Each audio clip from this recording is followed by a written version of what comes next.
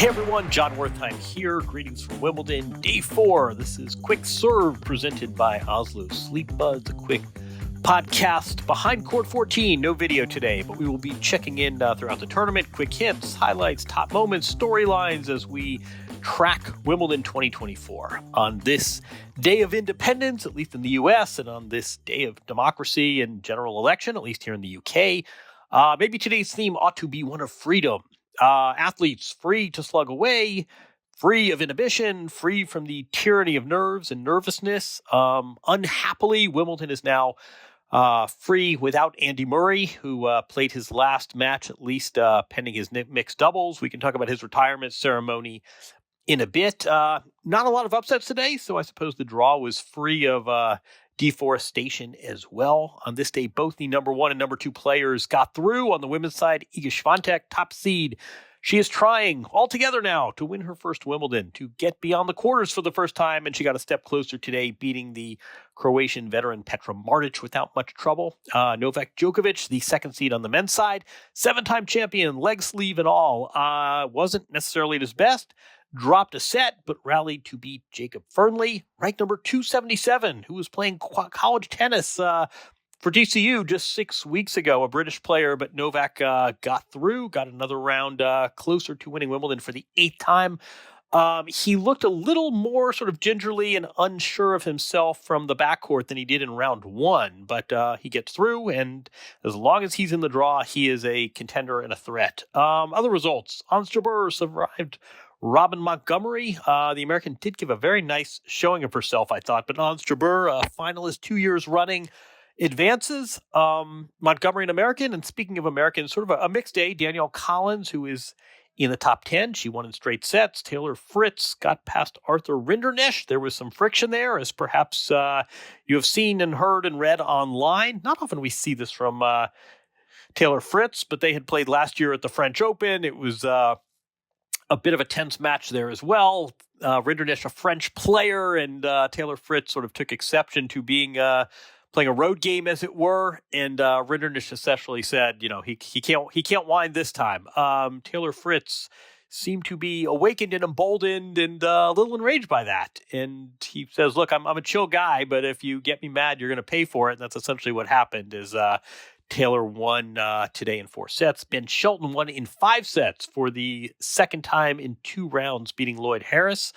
Nice surviving advance by Ben Shelton, who is now in the 3rd round. He's made the 3rd round or better at all 4 majors, and we forget this is someone who was, just college senior age, only 21 years old. So a nice result from Ben Shelton. But you know who is really impressive? Giovanni Pesci Pericard. Remember the name. He is 6'8" tall. He's only 20 years old. He is a Frenchman, and he serves bombs. He had 51 in his first round match, an upset of Sebastian Korda. And today he only in quotes, had 27. Then again, he only had 13 service games. He won in straight sets in 71 minutes. You really have to try hard to win, or for that matter, lose a best of 5 tennis match in 71 minutes, but that's what happened today. And remember the name, Giovanni Pesci Pericard, the 6'8" French player, advances. 2 minor upsets, I guess 2, I'd say medium-sized upsets, not seismic, but probably minor was understating it. Jessie Pegula, the 5th seed, just did not have it. She won Berlin on grass a few weeks ago, giving her some momentum and giving some people, Andy Roddick, grounds to pick her to do very well. She didn't have it today, lost in 3 sets to Wang Qinyu of China. And then a strange match going on simultaneously to that. Hubert Hurkacz, former semifinalist, beat Roger Federer here in his final Wimbledon match 3 years ago. The Polish player lost the first 2 sets to Arthur Fils, the young Frenchman. Then in a 4-set tiebreaker, Hubie dove, hurt his knee. There was a long delay. He got treatment. He got up and, strangely enough, dove again at the net. Arthur Fils later told us at Tennis Channel, he said either that meant he was doing much better or else, what are you, trying to kill yourself? But it was a serious injury. And in the middle of in the end of that 4-set tiebreaker, Hubert Hurkacz ended up retiring. Retiring at a middle of a tiebreaker at Wimbledon, no less, where you are a seed. That's a bad sign about how serious an injury it is. So Arthur Fils, very nice young player from France. He advances, but concerns for Hubert Hurkacz. You hope he is okay, especially with the Olympics coming up, which is something he told us yesterday at Tennis Channel he was very eager for, especially because he could be playing mixed doubles with Iga Świątek for Poland as well. So not just a contender to win a singles medal, but also a mixed doubles medal. Now we hope he's okay by the time the Olympics roll around in 5 weeks. Other results on a day of British elections, it was probably fitting. There was some Brit on Brit action. Cam Norrie and Jack Draper, two lefties, one a veteran, one sort of the new shiny thing, did battle today, and it was Cam Norrie who came through in straight sets. Andy Roddick, that is, to his credit, predicted this, and he also sort of made the point that maybe Jack Draper isn't quite ready physically, a young player, to deal with best-of-5 situations. I'm not sure that's what it was today. I think physically he held up fine. It just he met a veteran player in Cam Norrie who took advantage of a couple loose errors. At one point, Norrie went on a run where he won 14 out of 15 points. It was not Jack Draper's best day, and Cam Norrie, semifinalist here 2 years ago, advances. The other Brit-on-Brit action was women's variety. Harriet Dart and seeded Katie Boulter, who have a bit of history, an article describing them as the fiercest British tennis rivalry, as if there were others. But it turns out, actually, this one runs fairly deep. Their mothers even played against each other at one point in time. And Harriet Dart scores the upset today, a 3-set win over Katie Boulter, who was very disappointed. The big news, speaking of British tennis today, was Andy Murray playing. Obviously, we know he's not in the singles draw. He and his brother Jamie played in doubles. They were defeated by John Peers and Rinky Hijikata. And afterwards, there was a ceremony after the match for Andy Murray, who isn't quite done with his playing career. He is on the schedule to play the Olympics in 4 weeks. He's not even quite done with his Wimbledon career because he's playing mixed doubles with Emma Raducanu. But the organizers, and I think fairly wisely, chose this time to have a retirement ceremony after his doubles defeat. So Andy Murray and Jamie Murray lost in doubles, and then afterwards there was a ceremony. A number of former champs were in attendance: Martina Navratilova, John McEnroe, Conchita Martinez, Leighton Hewitt. To their great credit, both Iga Świątek and Novak Djokovic, who played earlier today, stuck around and attended this ceremony. Again, it was all a bit awkward because had Murray and had the Murray brothers advance, there may well have been no ceremony. So good for Novak Djokovic and Iga Świątek, who deserve some real credit here.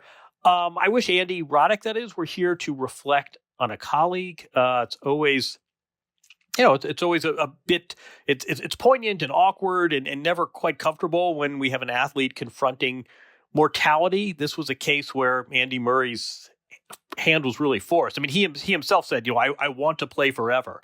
But as ceremonies go, this was tasteful and had an element of joy as well as sadness.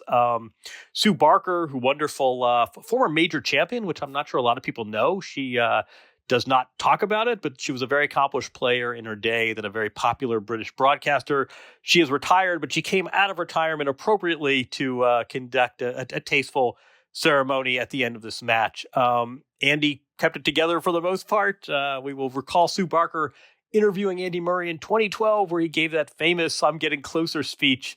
It was a bit of a redux about that, but Andy was good humored about it, but also I thought very measured and sort of talked about how this isn't necessarily how he wanted to go out, how this sport that gave him so much is not something that he wanted to walk away from, and how injuries are part of the game, but at some point this became untenable. He was pretty funny too. Talked some multiple vomit references. One of them in celebration on the way home. One of them on a opponent's racket bag when he first met his wife Kim, and gives her credit for sticking around despite that inelegant early memory. A touching ceremony, but Andy Murray will be missed. And again, all a bit awkward since he's still in the draw, in the mixed draw with Emma Raducanu, and since he's still going to be representing the UK, at least one hopes so, at the Paris Games coming up at the end of July. Other news. Let's see. One other factoid we picked up today, totally random. Maybe we'll do a random factoid segment every session. But there is a heated putting competition going on in the general locker room, we are told. The players have been handed putters, and there's sort of a mini golf tournament going on in the locker room. We'll try and get some results. The Olympic entry list came out today. Maybe Andy and I will talk about that in a couple of weeks. No big surprises. We sort of knew the players and the big names who had opted out. There were a couple of surprises in terms of wild card. A player from Tunisia, not Ons Jabeur, is in the draw. A player from Lebanon. But I'll save it for when Mr. Roddick gets back and we can devote more time for the Olympics. As far as tomorrow, Friday, day 5, Carlos Alcaraz and Frances Tiafoe kick things off. Remember, 2 years ago, they played that epic match in the semifinals of the U.S. Open, that night match. Alcaraz won that. This is what's kicking off action on center court. Emma Raducanu with a winnable match against 9th-seeded Maria Sakkari is next. And then Jannik Sinner against Kecmanovic of Serbia. On court 1, Jasmine Paolini against Bianca Andreescu. That's a great match, and they played at Roland Garros just a few weeks ago. Paolini won that match. Grigor Dimitrov and Gael Monfils, both of whom finished their matches today. Dimitrov in 5 sets, very eventful. Monfils fairly handily over Stan Wawrinka. They will play second on court 1, and then the last match will be Coco Gauff against Kartal, a British player who is not in the top 100, I don't think. So Coco's run ought to continue. Tommy Paul and Bublik, another match to watch. And then Jan-Lennard Struff, Andy Roddick's favorite sleeper, against Daniil Medvedev. That will do it for today. Again, happy 4th for our American listeners. Happy Election Day for our UK listeners. And happy Thursday for everybody else. Again, strange day here at Wimbledon. Not a lot of upsets. A farewell ceremony, a tribute to Andy Murray, who Lord knows deserves it. And the tournament rolls on. I'm John Wertheim. This Quick Serve was sponsored and presented by Oslo Sleep Buds, and we will do it again tomorrow.